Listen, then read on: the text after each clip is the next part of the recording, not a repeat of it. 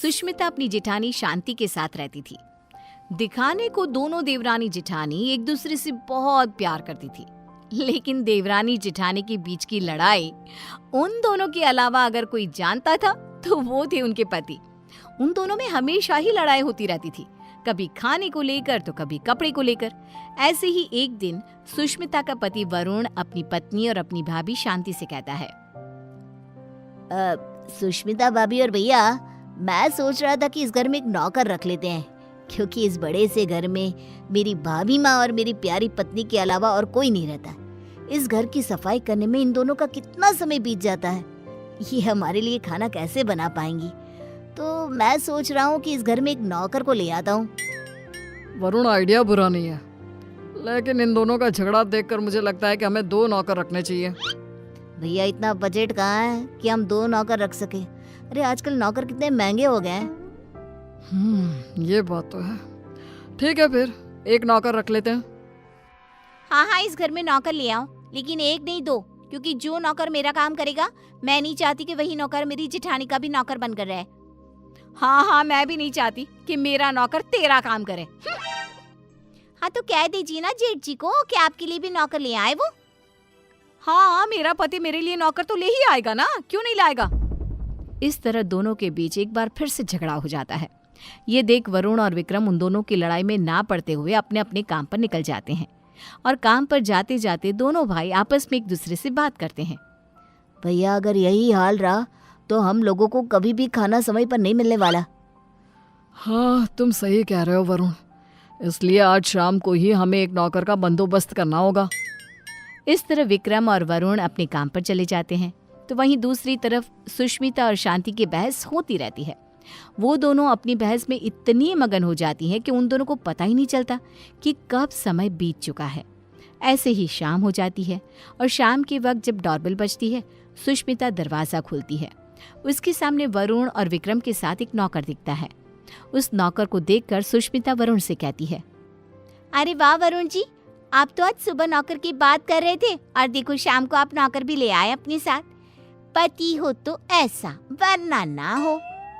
सुष्मिता की बातें सुनकर शांति का गुस्सा 7वें आसमान पर पहुंच जाता है, जिसके बाद वो अपने पति के ऊपर चिल्लाते हुए कहती है, अजी आप क्यों नहीं लेकर आए?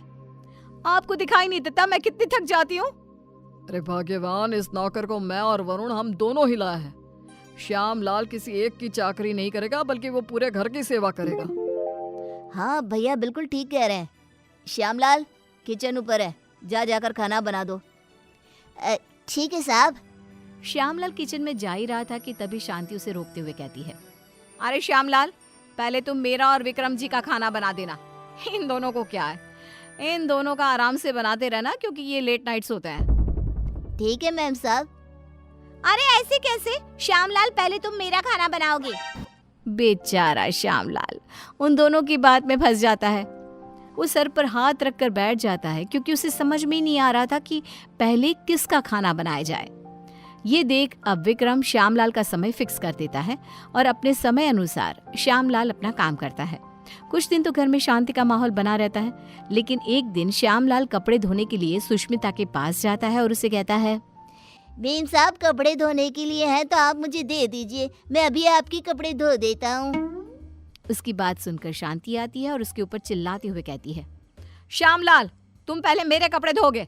अगर तुमने मेरे कपड़े नहीं धोए तो मैं तुम्हें नौकरी से निकाल दूंगी। जी, नाम तो आपका शांति है, लेकिन आपके अंदर ना शांति नहीं है बिल्कुल भी। अरे इस समय वो मेरे कपड़े धोएगा। हाँ, श्यामलाल उन दोनों की बातें सुनकर फिर से एक बार फंस जाता है।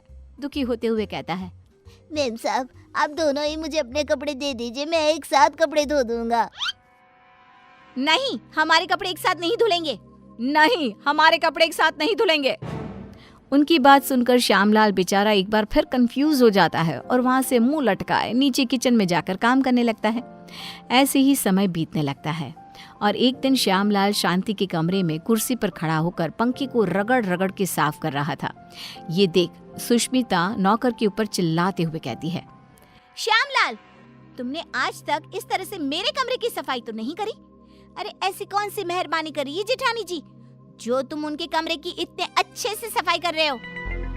श्यामलाल कुछ बोलता तभी शांति आ जाती है और सुष्मिता को जवाब देते हुए कहती है, देवरानी जी, आप कुछ नहीं बोल सकती क्योंकि अभी आपके कमरे की सफाई का समय नहीं आया है, तो आप मेरे कमरे में आकर अपना लेक्चर मत दो श्यामलाल को।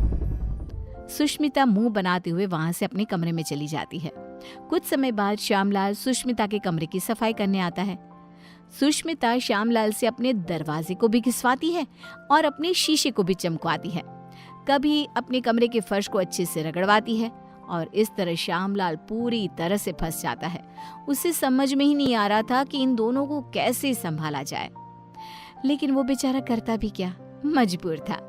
ऐसे ही एक दिन श्यामलाल बाजार से सब्जियां लेने जा रहा था, तभी वो खुद से कहता है, क्यों ना मैं एक ही समय पर दोनों मेम साहब की सब्जियां ले आऊं और दोनों को अलग अलग समय पर दिखा दूंगा कि मैं अलग समय पर यही सब्जियां लेकर आया हूँ। यही ठीक रहेगा।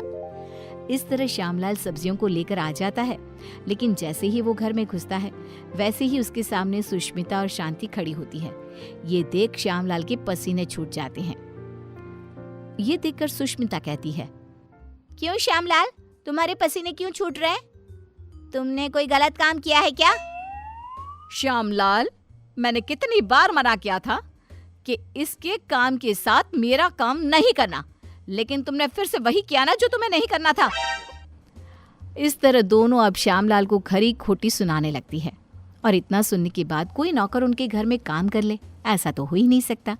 इसलिए श्यामलाल ने जवाब देते हुए उन दोनों से कहा, मेम साहब माफ करना, लेकिन मैं आपके घर में और काम नहीं कर सकता क्योंकि एक ही काम दो बार करना बड़ा ही मुश्किल हो जाता है। अरे तो क्या तुम उसके पैसे नहीं ले रहे हो? उसकी ये बात सुनकर बेचारा श्यामलाल चुप हो जाता है और ना चाहते हुए भी उन दोनों का काम करना पड़ता है। अलग अलग समय पर एक ही काम 2 बार करता हुआ खुद को देख वो बहुत परेशान होता रहता है। परेशान होकर विक्रम और वरुण के पास जाता है और कहता है, साहब मैं और काम नहीं कर सकता, यहाँ एक ही काम 2 बार करना पड़ता है। अरे एक काम अगर कोई 2 बार करेगा तो परेशानी हो जाएगा ना, इसलिए मैंने अब ठान लिया है कि इतने कम पैसों में मैं नहीं काम करने वाला। अगर आपको काम करवाना है तो आप किसी दूसरे नौकर को ढूंढ लो। मैं तो यही सलाह देना चाहूंगा कि आप दोनों अपनी अपनी पत्नियों के लिए अलग अलग नौकर रखना, वरना उस बेचारे का भी मेरे जैसा ही हाल हो जाएगा। इतना कहकर श्यामलाल उनकी नौकरी उनको ही सौंप कर चला जाता है। इस तरह बेचारे वरुण और विक्रम परेशान हो जाते हैं। कुछ समय बाद उन दोनों की पत्नियां हॉल में आती है और अपने पतियों से कहती है, अरे श्यामलाल कहाँ है? अरे श्यामलाल कहाँ है?